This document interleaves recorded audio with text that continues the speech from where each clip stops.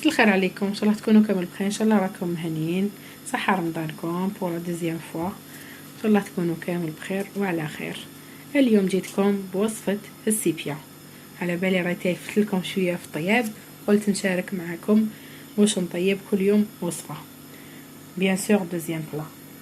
بسم الله على بركه الله. هنا عندي السيبيا كنت غسلتها قطعتها، عندي بصله رحيتها، حبه طماطم رحيتها، هنا عندي 3 ولا 4 فصاص تاع الثوم، الزعترة، الزيت، العكري، فلفل الكحل والملح. نبداو بسم الله على بركه الله. هنا عندي لا كوكوت مينوت ندير فيها الزيت. انا بيان سور نطيبها في لا كوكوت مينوت باش طيب زبده، طيب هايله. الا تحبوا الحوت يجيكم بنين كيما السيبيا لا كوكوت مينوت. ندير الثوم والزعترة، ندير طماطم مصبره، نقلي كلش على مره، نقليهم مع السيبيا هكذا. قليو كلش تجيكم البنه ما شاء الله. نزيد لها لي زيبيس. هنا عندي الملح، نديرلهاش بزاف الملح، ما تكثرولهاش باسكو ديجا الحوت يجي مالح.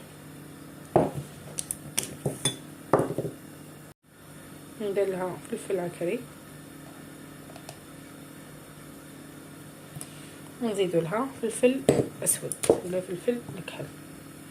نحطهم يتقلاو كامل باش نمرق هاكا، ما نديرش بزاف. هنا زيد لها ملعقه طماطم مصبره، ونقلي كلش مع بعض.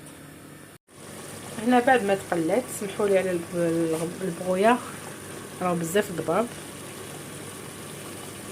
هنايا نمرقها ديريكتومون بالماء قيس ما تغطى برك هكذا، ما ديرولهاش بزاف، قيس ما تغطى لكم.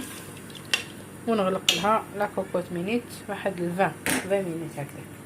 نعاود نوري لكم، نوريها لكم في صحن التقديم. وهنا بعد ما طابت شوفوا كيفاش جات، خرجت روعه ما شاء الله. والبنه ما نحكي لكمش، زينتها بالورق تاع المعدنوس من الفوق. شهيتكم في الجنه ان شاء الله. رمضان مبارك، صحه فطوركم. شوفوا كيفاش جات خاتره ما شاء الله. ان شاء الله تجربوها، واللي جربتها تكتب لي في الكومونتير كي عجبها العوايد. صحه فطوركم، سلام.